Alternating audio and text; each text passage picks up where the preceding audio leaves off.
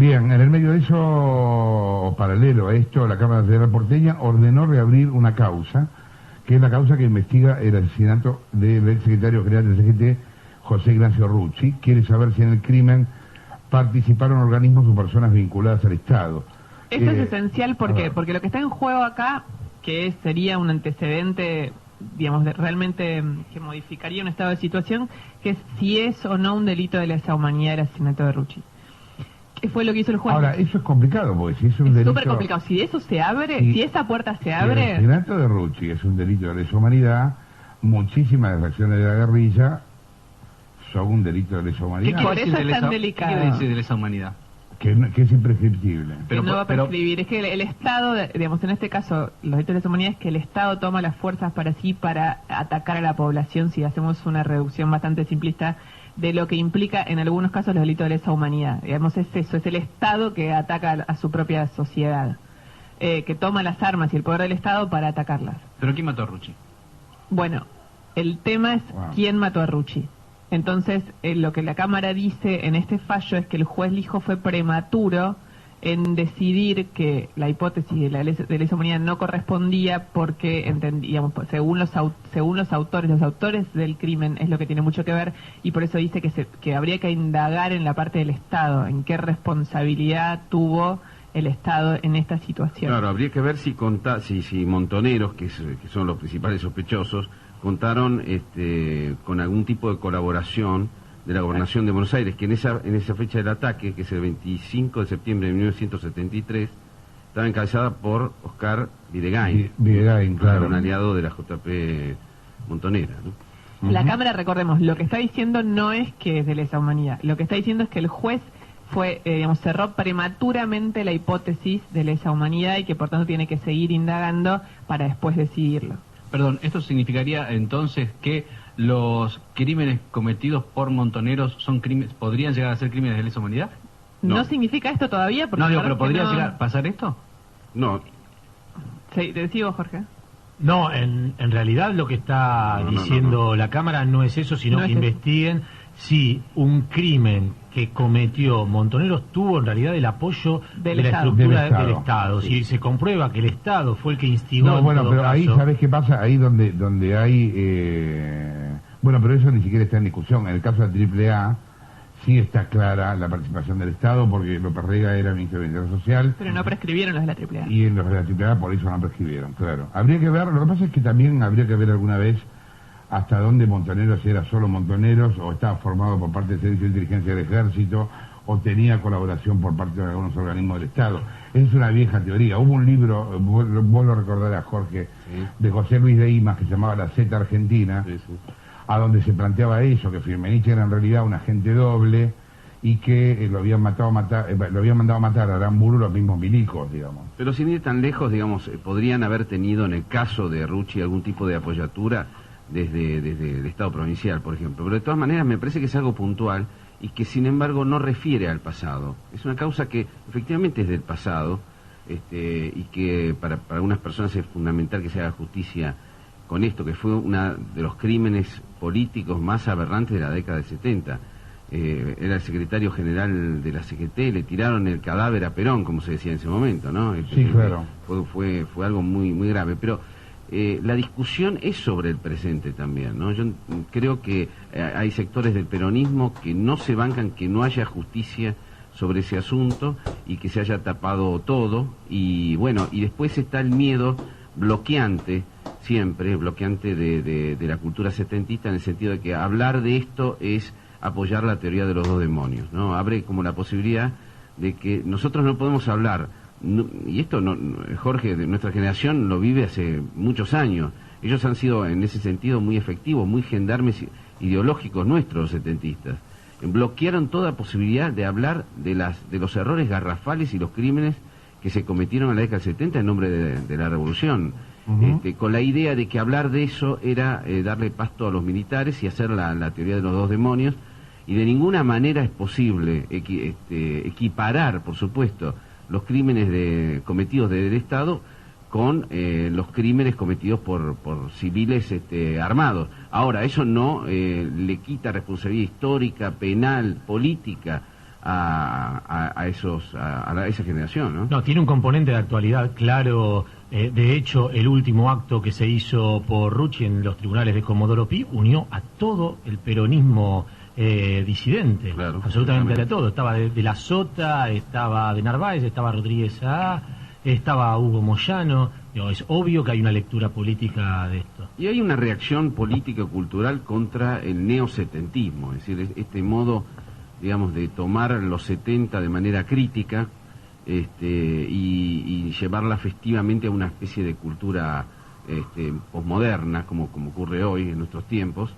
Y bueno, hay gente que dice, bueno, un momentito, que los 70 no fueron solamente esos muchachos que tienen grandes ilusiones, el mito de la juventud maravillosa. El mito de la juventud maravillosa que seguía dictados tremendos y que cometió tremendos errores. Algunos de ellos han hecho autocríticas, pero la mayoría de ellos siguen ese fue, siempre lo hablamos también otro día, es cierto, Jorge, ¿no? También es cierto que hay que analizarlo dentro de los valores de la época, ¿no? Porque muchas cosas nos harían ver. O sea, en los 70 muy poca gente, desgraciadamente, buscaba la democracia. Y lo que para nosotros hoy es un valor, como es la democracia, no lo era en los 70. O sea, los tipos no querían una democracia, querían estaban buscando la revolución. Claro, bueno, la patria socialista no era que la gente fuera y votara. Pero es un poco lo que vos decías antes, digamos, analizarlo ahora con la mirada de ahora. Por eso te digo que está bien, pero por eso te digo que está bien, hay que analizarlo con la mirada de entonces. Claro. Ahora vos fíjate cómo las cosas se vinculan, porque hablábamos antes de cambiarle el nombre a las calles, ¿no? O de cambiarle el nombre a la Fragata Libertad. Yo pensaba, es como si uno dijera, en la época de Aristóteles había esclavos, y eso no quiere decir que Aristóteles defendiera a los esclavos. Quiere decir que los griegos tenían esclavos, hermano, no lo puedes analizar con cómo se lo analiza hoy. Claro, los 70 están enmarcados en la cultura guevarista, digamos. Los 70 están enmarcados. La cultura guevarista era una cultura donde la vida del otro importaba 3 carajos, digamos, esto también es así, y donde la democracia no tenía ningún sentido. Al contrario, era una especie de inclinación burguesa, digamos, para los 70. Bueno, el tema es que hay gente que reivindica eso todavía hoy, lo cual ya ahí estamos como meando demasiado fuera del tarro. Porque no hubo autocrítica. Hubo una autocrítica muy parcial, muy interesada, viste, donde nadie dijo la verdad, en el fondo. Yo creo que todavía falta escribir. A mí me parece que lo que mejor refleja desde el punto de vista de la literatura periodística de esa época es el libro de Bonazo, Recuerdo de la muerte, que a mí me parece lejos lo mejor que se escribió sobre la dictadura, pero lejos. Pero igual no alcanza, no es lo único que hay, digamos, ¿no? A partir justamente de un libro es que empezó toda esta historia de Rucci, es del libro de Seferino Reato, Operación Traviata, ¿quién mató a Rucci? Seferino está en línea de teléfono. ¿Qué tal, Reato? Jorge Lamanta te habla, ¿cómo estás? Muy bien, gracias, Jorge. Contame, ¿qué impresión te da este tema de la decisión de la Cámara Federal? Bueno, a mí me parece un fallo muy importante en el sentido de poner de nuevo en actualidad los 70. Le ordena al juez Lijo que siga, que profundice la investigación en la línea que él había elegido, que era la de la autoría de Montoneros, y que además averigüe si es cierto o no que hubo colaboración de algún tipo de funcionarios del gobierno de la provincia de Buenos Aires, que en aquel momento el gobernador era Videgain, aliado con Montoneros, y Montoneros tenía una fuerte presencia en aquel aparato estatal. En tu opinión, Seferino, ¿el crimen de Rucci es un crimen de lesa humanidad? Yo no lo sé, yo lo único que hago es tratar de hacer periodismo en el sentido de recoger información, contar lo que pasó, acercarme lo más posible a la verdad con los instrumentos que un periodista tiene, que no son tantos, pero tampoco son tan pocos, y después son los jueces y los juristas los que tienen que determinar si fue de lesa humanidad o no. Esa puerta, si se decidiera que fue un crimen de lesa humanidad, ¿qué otras puertas abriría con respecto a la historia? Y sería como abrir la caja de Pandora, porque hasta ahora, digamos, el relato oficial criminalista sobre los 70 es muy acomodaticio, muy flexible, muy pragmático. Cuando le conviene, los criminalistas son épicos guerreros de la libertad, la liberación, el igualitarismo. Cuando no le conviene, ellos no tenían ninguna posición de poder. Y entonces creo que eso no es tan así. Hay libros últimamente que hablan de la fuerza que tenía Montoneros en algunos aparatos estatales, en algunas provincias. Tenían 5 o 6 gobernadores aliados, varios diputados, pero en esos gobiernos provinciales tenían cargos Además, los necesitaban, ellos pensaban que se venía un contragolpe militar, que había que luchar todavía para llegar a la revolución socialista, entonces usaron todo ese momento democrático para acumular recursos, es decir, dinero, cargos, armas, lo que se necesita para un momento militar. Jorge. Pero claro, uno se pregunta, la verdad que por un lado causa un poco de fatiga volver sobre los 70, ¿no? Cuando hay tantas cosas que están ocurriendo en el presente. Y por otro lado está el hecho innegable de una responsabilidad histórica muy grave, principalmente con el caso Rucci, aunque por supuesto que hay muchos otros casos. A mí me da la impresión, Seferino, de que el caso Rucci no es todos los casos, que tiene características particulares. ¿Vos pensás lo mismo? Sí, creo que sí, que tiene características particulares, pero lamentablemente hay que volver sobre estos casos, porque mucho de lo que está ocurriendo en la cultura política kirchnerista remite a la cultura setentista, esa pretensión de que nosotros somos los buenos y ellos los malos, por lo tanto nosotros no tenemos nada que negociar, nosotros no tenemos nada que argumentar con el otro, no tenemos nada que debatir, y todo lo que hagamos está bien, porque aun cuando nos equivoquemos, lo hacemos por una justa causa, por una buena causa. Eso que es el kirchnerismo, la cultura política, es setentista. Y entonces hasta que nosotros no desnudemos eso, no nos demos cuenta de que eso es falso, no vamos a comprender por qué el kirchnerismo actúa como actúa. Eso es mi opinión.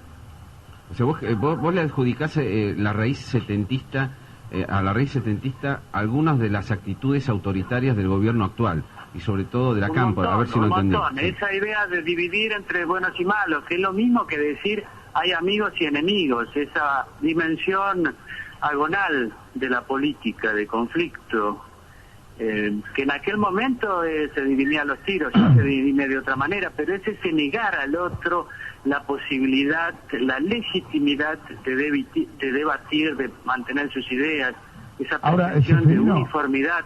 Todo eso es setentista, no es solo de nuestro país y no es solo guevarismo, yo creo que tiene también raíces históricas y hasta religiosas, católicas, hay una vertiente católica que habla de eso. En definitiva, son los ángeles de la política, los ángeles son siempre muy malvados cuando hacen política porque como ellos tienen la verdad revelada, acceden a Dios y todo eso, no necesitan discutir con el otro, debatir y demás. Es cierto lo que decís, que hay una impronta, sí, es indudable, una impronta setentista en el gobierno, ¿no? Pero en realidad esos antecedentes de división social y de autoritarismo no empiezan mucho antes, en los años 50, con el propio peronismo. Claro, son históricos, hay cuestiones históricas, no es solo guevarista, no es solo setentista, empieza mucho antes si querés, porque nuestra historia está regada de sangre, las luchas civiles nuestras, federales, unitarios, por decir algunas, está esa pretensión de que un grupo tiene la verdad y puede imponerla al resto. Pero bueno, eso ya pasó, todos hemos visto cuáles son las consecuencias. De todos modos, hay una vertiente, también nacionalista, peronista, que se continúa. Yo en eso creo que el kirchnerismo es hijo de los 70 y es hijo también de esa vertiente. Lo curioso es que además de practicarlo se lo reivindique, ¿no?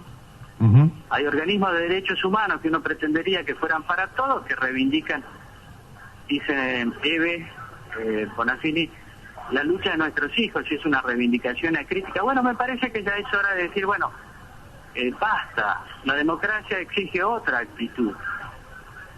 Está claro. Gracias por la comunicación. Seferino Reato, quien hablaba, periodista, autor de Operación Traviata, quien mató a Rucci. A partir del libro, justamente, la Cámara Federal ordenó reabrir la causa que investiga el asesinato del exsecretario general del CGT, José Ignacio Rucci, el 25 de septiembre del 73.